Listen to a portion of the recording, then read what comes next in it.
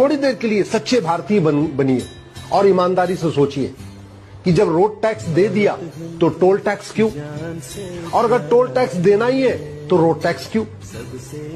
जब हमने कमाने पे इनकम टैक्स दे दिया तो खर्च करने पे जीएसटी क्यों, और अगर खर्च करने पे जीएसटी देना ही है तो फिर इनकम टैक्स क्यों।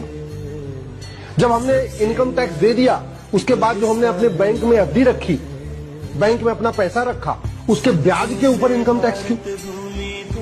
इस कानून, ये जो टैक्स का मखड़ जाल चल रहा है ना, इसके खिलाफ आवाज उठाइए। मैं बार बार कह रहा हूं, जब तक आप दल गुलामी करते रहेंगे, पार्टियों की गुलामी करते रहेंगे, तब तक भारत में सिस्टम में रिफॉर्म नहीं होगा, व्यवस्था नहीं सुधरेगी।